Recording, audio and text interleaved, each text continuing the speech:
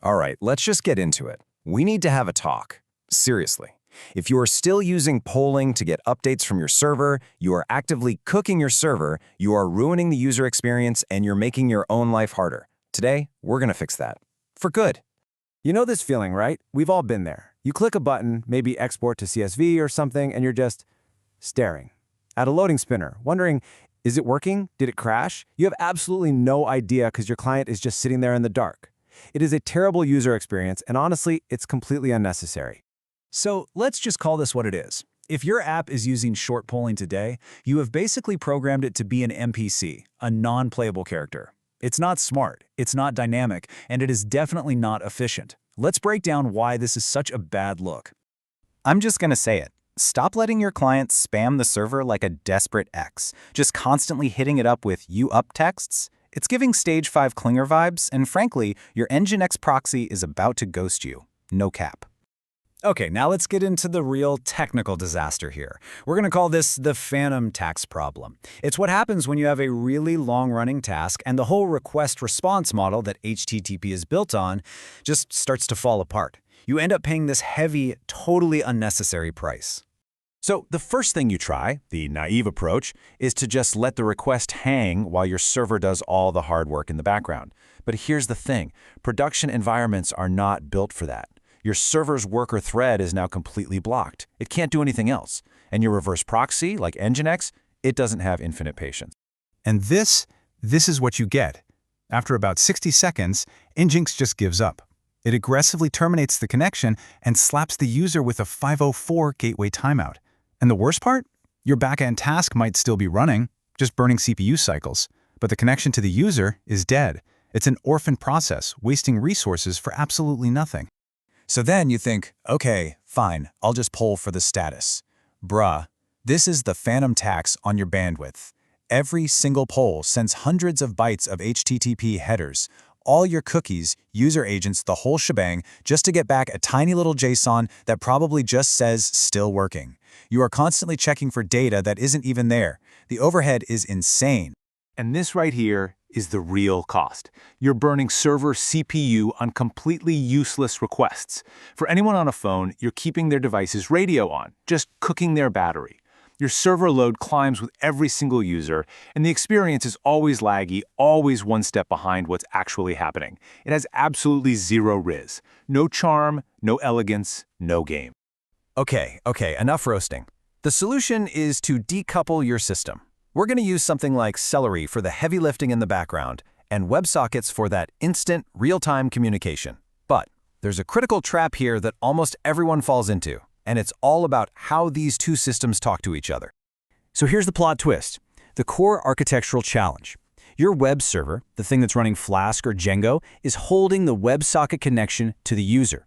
But your Celery worker, which is doing the actual job, is in a completely separate process. It might as well be on a different planet. It has no idea who the user is, it's locked in the basement, it cannot talk to the user's socket directly. If you even try, you're going to get a working outside application context error, and you will cry. This is the million-dollar question, isn't it? We have two totally isolated processes that need to communicate. The worker has the updates, but it doesn't know where to send them. The web server knows where to send them, but it doesn't have the updates. How in the world do we bridge this gap? And this is the fix, the Redis Pub sub-bridge. It's so elegant. We introduced a third party, a message broker that both of our processes can talk to. Now, the Celery worker doesn't need to know anything about the user. It just needs to know how to shout at Redis. The flow is just so clean and simple. First, the Celery worker finishes a piece of work and just publishes an event, like, hey, progress is at 50%, to a specific channel in Redis. Second, Redis acts like a super fast message bus and immediately broadcasts that message to anyone who's listening. And third, your Flask server process, which subscribed to that channel when it started up, gets the message, sees who it's for, and pushes it right down the correct WebSocket to the user. It's a distributed event bus, and it just works. So now that we have this beautiful, elegant solution, let's put it head-to-head with our old friend polling and see just how much better it is. And I'm telling you, the numbers do not lie. This is a complete and total domination. Let's just frame this correctly, okay? On the left, you've got short polling, the NPC, It's repetitive, it's inefficient, it's just not smart. And on the right, you have the WebSocket architecture, the absolute giga chad. We're talking peak performance, it's efficient, it's powerful, and it gets the job done with what feels like zero effort. Okay, let's just run through this table, because it's wild. Latency with polling, it's always going to be stale, you're always waiting for the next interval. WebSockets, it's instant, push-based delivery. Header overhead, polling sends those huge, redundant headers every single time. WebSockets, it sends them once, and then it's just a tiny little frame overhead. Battery life, polling absolutely destroys it. WebSockets conserves it. And scalability, polling scales horribly. WebSockets are built for high concurrency. I mean, come on, it's not even a fair fight. And this chart really just says it all.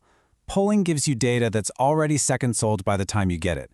This WebSocket architecture, it delivers updates in under 10 milliseconds. The worker shouts at Redis, Redis shouts at Flask, and Flask shouts at the user, all nearly instantaneously. It's the difference between seeing a progress bar just jump from 10 to 40% versus watching it move smoothly in real time. All right, we've seen the problem, we've seen the solution, and we've seen the data. There are no more excuses. It is time to level up your architecture. It's time to get good. So here's the main takeaway, the crucial point. Stop asking the server for updates. Let the server tell you when there are updates. Don't be a poller, be a pusher. Architect your systems to be event-driven and proactive, not repetitive and dumb. Seriously, use the Redis bridge. Decouple your workers from your web servers. It's cleaner, it's way more scalable, and it delivers a vastly superior user experience. We're moving different in 2025. Bet. So just think about it for a second. Now that you can handle these long-running background tasks with actual real-time feedback, what new features does this unlock for you? Live dashboards, complex data processing pipelines, asynchronous workflows? The possibilities are wide open. So what are you going to build?